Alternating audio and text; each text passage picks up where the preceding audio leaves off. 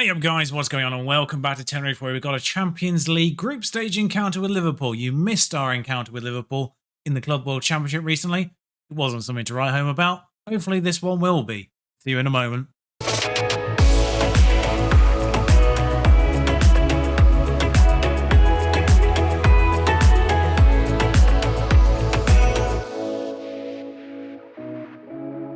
But first we'll set up the stakes for this particular game. The stakes are relatively low. Both ourselves and Liverpool are already qualified from our groups. Midtjylland and Young Boys only picking up 3 points between them, and clearly one off the other there. We drew Liverpool in the home game. We've both beaten the other opponents in the other games. So 10 points apiece for the pair of us, 10 goal difference apiece for the pair of us. It all rides on this particular game, who finishes top, realistically, on the assumption that we will beat the remaining opponent in the last game. There's a couple of other interesting stories going on. In terms of Spanish football as a whole, Real Madrid are qualified at this point in second. Same kind of deal with them and Leipzig, actually, as it is in our group. Inter not having a good time of things. Barcelona are qualified from their group, and Real Betis are in Manchester United's group. They have 5 points at this stage. 4 for Lyon, 2 for Benfica. Do not be surprised to see Benfica come through in second in that group, by the way. They're the only team that have played Man United twice and lost to Man United twice. They could easily end up in second. Betis, though, haven't lost a single home game yet, but what remains for them are 2 away games, one against Man United, one against Benfica. They're in the second place right now. If they can get results out of those last 2 games, however unlikely it seems, we might see all 4 Spanish teams through. I'm not counting on it. But the big surprise, and I've gone specifically into it, is Group G, Porto and Lille heading Valencia and Bayern Munich. Yeah, Bayern Munich are currently bottom of their group. Again, though, don't be surprised to see them go through in second. They lost to Porto both times, and they've drawn the home game with Lille and the away game of Valencia.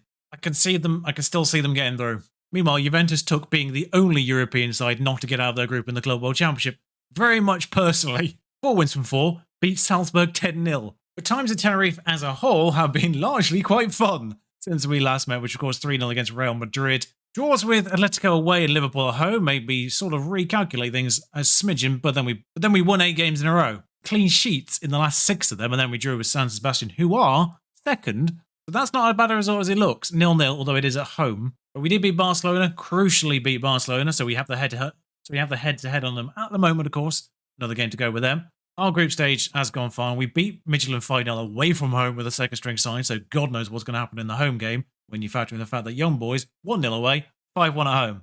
If there's a similar correlation with the Midtjylland home game to the away game, that's going to be a rout. For the new signings and the particular pairing of Jack Grealish and Maxi Gomez, taken a little bit while for those two to get off the ground. It wasn't until the mid-October they started doing things. Gomez did score against Espanyol, but the goals for Gomez have been a little bit few and far between. Same for Jack Grealish as well. He scored in 2 games, but he scored 4 goals in those 2 games and then got probably injured. He broke his wrist. I'm not fully convinced I'm going to do a second game today, but if I do, it'll be Mallorca. It basically hinges on how highlight-heavy the Liverpool game is. Merck's 6 assists is the only highlight right now for us on the stats section. We are top, though, by 3 points. We are unbeaten, as you've seen. San Sebastian have only lost 1 game, and that was to Almeria, because of course it was. 5-1. Coruña, meanwhile, at the other end, without a win. Doesn't bode well that I've loaned players to both Coruña and Zaragoza this year, does it? Am I sabotaging them, or am I actually trying to help them there? I actually thought I was on game day. I was not. I was on the previous Champions League game day. Salzburg shipping another 5, I notice. Ooh, Juventus lost. And Rangers held Paris Saint-Germain. You love to see it. What did I say about Bayern, though? What did I say about Bayern? They'll be third in our group now. And with the early evening fixtures out of the way, Young Boys actually beating Midtjylland in the earlier fixture to cement their 3rd place. We can now get into this. Now, the main news team-wise is Ravella is currently out injured along with Grealish, as previously mentioned. So the lineup here is Christensen in goal, Lodi at left-back, Harwood and Picard, Bermudez at right-back, McDonald, Valverde, Faisal, Zukic, Merckx, and Maxi Gomez remains up front. Both he and Alves have 5 goals apiece. Currently bettered by Faisal 6. Quietly putting in a very good shift this year so far is Omar Faisal. Kicked on the second half of last year, as I highlighted, continuing that form into this year, which is nice to see. Took a little longer to get going than I thought he would last year, and I did predict it at the start of last year, but Faisal's continued, and I appreciate that very much. The Liverpool team is slightly horrifying. Alisson's in goal, Alaba at left back, Trent at right back, Salah's at right wing still. They have Cavadiol in centre-back. He is a very good centre-back, but he's very much the counterpart to Harwood in world football at the moment.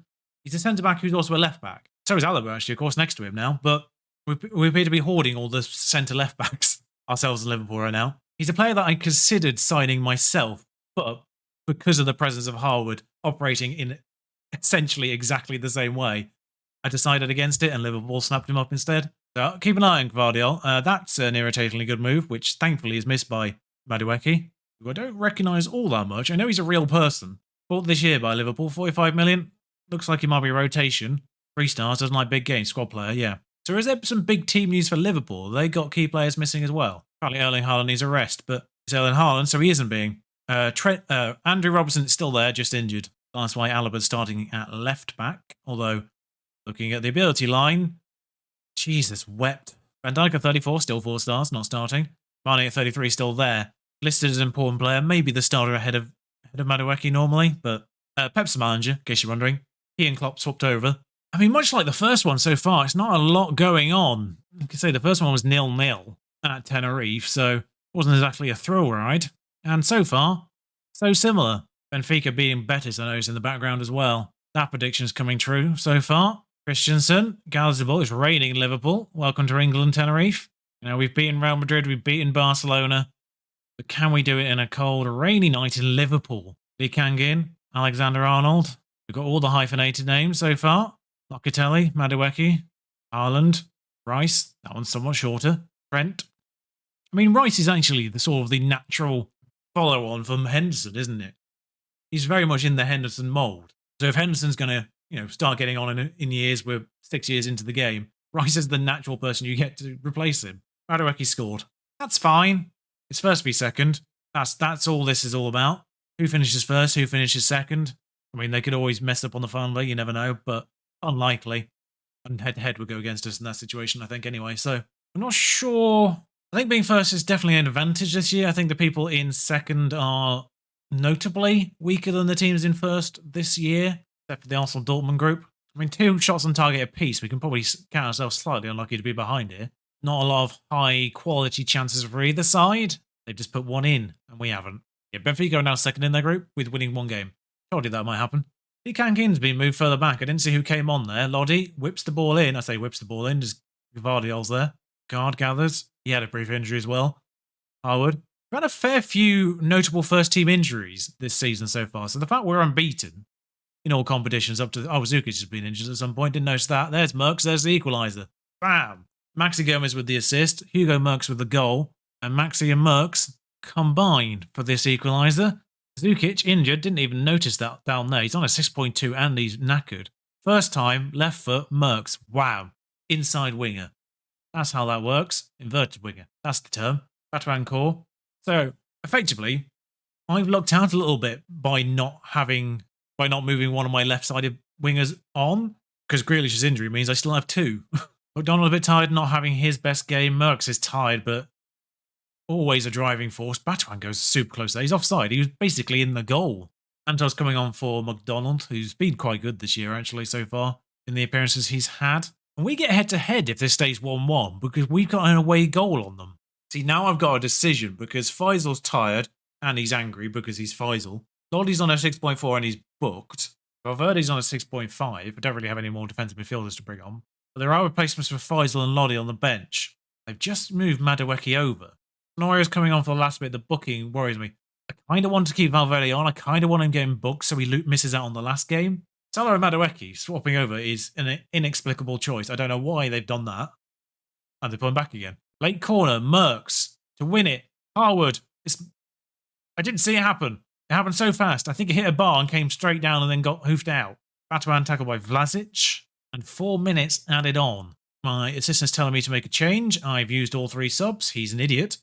Merckx goes close again. Don't know if that was just a weird follow-on highlight or not. Oh, Christ. Trent over a... deep free kick. It's not been deeply free kicked, though. But Fabinho's mugged off my player there. Tenorio's been booked in the 3 seconds he's been on the pitch against a tired, slightly ageing Salah. Locatelli, Fabinho, Madueke is behind his back line. He's tried to dink Christensen from an angle for whatever reason. It's not worked out for him.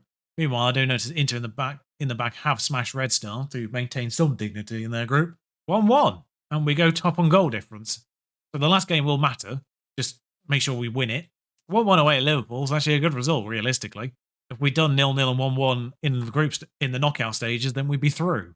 Ooh, finds a little Jaden could do with the rest. Because that was a bit of a quick game, we will do the Mallorca match. We will do the face-off between the holiday destinations. I do notice, actually, the day before we play Mallorca in a holiday destination derby, Las Palmas play the B team. So with everything going on with Lionel Messi in the news right now, in the real world, I thought I'd check in on him in the game because I knew he'd left Barcelona at the end of last season. However, he only wanted to be a staff member at that time, and we didn't have staff spots because my board had given me 14 coaches and then taken 2 of them away over the course of the season, so I couldn't replace anyone at that point. So I couldn't sign him as a coach. So I thought I'd just check on him real briefly, see if he'd got a job or not. Still a free agent, willing to be a player now. So for 22.5 grand a week, a damn sight less than he's going to be getting at PSG. Welcome to Tenerife, Lionel Messi. Emergency backup. He can't move, but you can't buy that kind of mentoring. I mean, you can buy that kind of mentoring. I've literally just bought that kind of mentoring. There's genuine logic here, by the way. Our 2 team leaders, Quiros and Antov, are both defensively minded players. I don't know how much mentoring affects technicals, but having a player like Lionel Messi mentoring the attacking minded players, even if it's only for 7 months, that's a deal I'll take for 22.5 grand a week for 7 months. Meanwhile, fan reaction, disappointed about signing him, but we'll give him a chance. His winning presence can only be a positive. They feel like contradictory statements. Amusingly, I do have a spot to register him for the league. I mean, buddy, I don't have a number for you. In case you're wondering, Ronaldo's not in the game anymore. I think he retired at the end of the last season because his last marker point was Juventus 2024. So either he left Juventus at the end of the season and didn't get picked up by anyone staff-wise, and he's just left the game entirely. I mean, that's embarrassing for Las Palmas. They've drawn with our B team. At home. Yes, that is Yannick Carrasco. He's in the B team. Okay, so it's against Mallorca. They are 18th. I see this as an opportunity to give a few key players a bit of a breather. I just realised Alves might as well start this one as well. There's a few people coming back to fitness as well from injuries. Zukic obviously took a knock in that last game. Merckx is injured as well somewhere along the way. I wish Jack Grealish was that little bit nearer a return so I could have popped him on the bench, but Faisal needs a rest as well. And obviously Ravella's out full stop. So Christensen will remain in goal, of course. Lodi again. I'll leave Lodi at left back. Antov, McDonald, Torre comes in at central midfield. Batuancourt left wing. Callejo at right wing. Alves up front. Messi's on the bench. Can I actually give Messi a number now?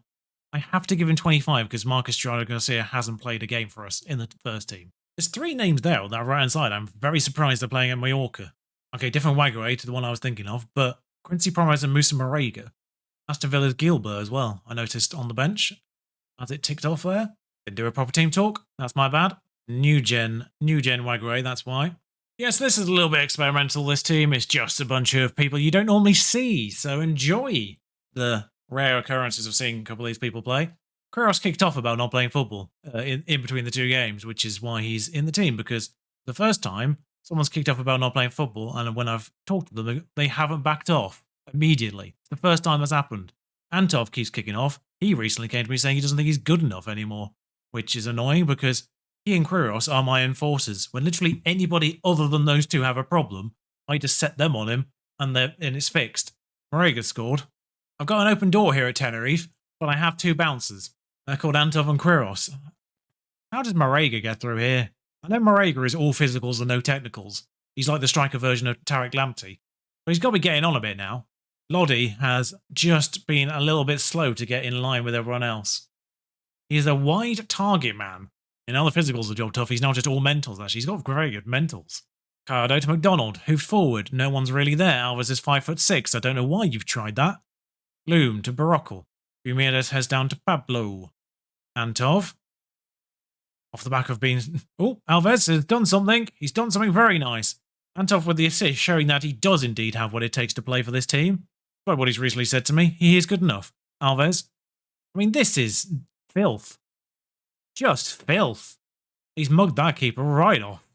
Meanwhile, that keeper's still on a 7.0, remarkably. One thing I say, it's not been quite the shutout as it has been against other bottom-end teams and the other 2 sort of Champions League opponents we've had. They have been basically one-way traffic for the entire game. Even the 1-0 against Young Boys was entirely us. We just only scored once, somehow. But Mallorca are sort of stopping us from doing anything whilst not really doing all that much themselves either. So on the opponent side of things, that's kind of stayed the same, but we've not been creative enough in our own pursuits in this game as we have been in others. Alves tries, though. Like me. I'll tell him I'm not pleased. Cora McDonald tiring, but that's fine. We've got placements for them on the bench. There's half an hour to go. One sub I am going to make is Cancelo for Bermuda as a right back, who's on a 6.5. Pablo Torres on a 6.5. Don't really have a lot of options there right now. One thing I am going to do is bring Gallardo back a step and welcome Lionel Messi to the first team. 15 minutes for Messi to have an impact. Bizarrely, the best two options for that centre mid position were Valverde and then Picard, the centre back. I know he can play all the way down the middle. Messi on a free kick. Scores. Of course he does. Of course he bloody does. I don't need him to move if he's going to score free kicks. I'm just going to watch this. It's not, I mean, the goalkeeper's not covered himself in glory there. But third sub is a booked and tired Batuan for a slightly tired Zukic. Possibly should have replaced McDonald with Valverde instead, but yeah. 2 minutes to go. Queiroz gathers the ball. Cancelo forward to Gallardo. Gallardo in the middle. Slightly unusual for him there, but he can play it to a certain degree. Messi with an assist perhaps for Bruno Alves. Good save by the goalkeeper, atoning for previous errors in this game. I says the manager, it looks like they've changed their formation from the last match. It's 92 minutes into the game, mate. If you've only just noticed that now, then what am I paying you for? Lodi. Moves it back completely unnecessarily. Gets it back again.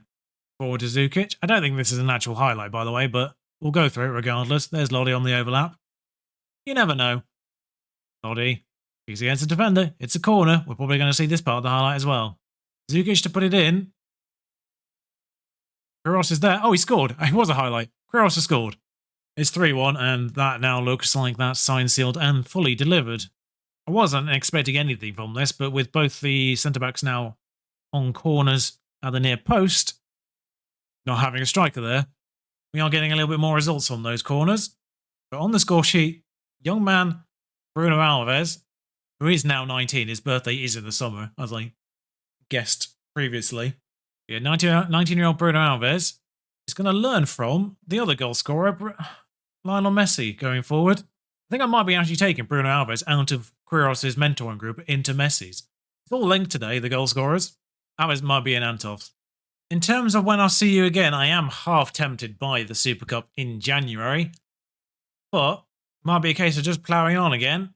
Atletico Madrid await us at the end of the January transfer window, so that seems a sensible place to return. Any transfer news, I can bring you that, and a match with Atletico Madrid. Summer transfer window paired with Real Madrid.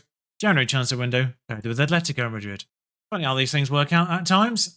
Thank the scheduling gods for a change. They are working in my favour in this particular season of Tenerife. But that's it for this episode. I'll see you very soon for probably that Atletico Madrid game. And we'll see how Lionel Messi's been getting on in the meantime. Until then, ta-ra.